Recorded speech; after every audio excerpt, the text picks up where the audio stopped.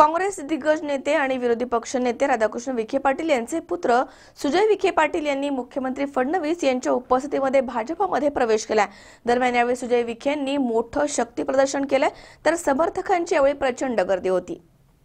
मुंबई काँग्रेसचे दिग्गज नेते आणि विरोधी पक्षनेते राधाकृष्ण विखे पाटील यांचे सुपुत्र सुजय विखे पाटील यांनी मुख्यमंत्र्यांच्या उपस्थितीमध्ये भाजपमध्ये प्रवेश केलाय।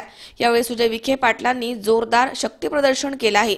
सुजय विखे पाटलांच्या समर्थकांनी यावेळी मोठी गर्दी केली होती। अहमदनगरच्या विखे पाटलांची नवी पिढी आता भाजपमध्ये गेली आहे। निवडणुकीच्या तोंडावरती काँग्रेसला मोठा धक्का बसलाय। अहमदनगरमध्ये भाजपचा उमेदवार निवडून येईल।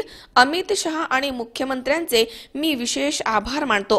अहमदनगरमध्ये भाजप पक्ष वाढवण्यासाठी प्रयत्न करणार असं सुजय विखे पाटलांनी म्हटलं आहे। सुजय विखे पाटलांच्या या पक्ष प्रवेशाच्या दरम्यान जलसंपदा मंत्री गिरीश महाजन, चंद्रकांतदादा पाटील, रावसाहेब दानवे, बबनराव पाचपुते, आमदार शिवाजी कर्डिले, स्नेहलता कोल्हे, आमदार मोनिका राजळे आदी नेते उपस्थित होते। गेल्या अनेक दिवसांपासून सुजय विखे पाटील हे भाजपच्या संपर्कामध्ये होते।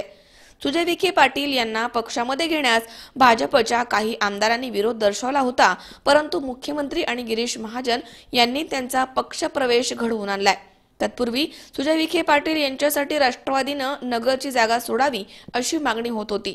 राष्ट्रवादीनं जागा न सोडल्यास थेट भाजपमधनं सुजय विखे यांनी निवडणूक लढवावी अशी भूमिका स्थानिक काँग्रेस कार्यकर्त्यांनी घेतली होती। त्याच अनुषंगाने सुजय विखे पाटील यांनी भाजपमध्ये प्रवेश केलाय। गणेश राठोड, 24 तास, मुंबई।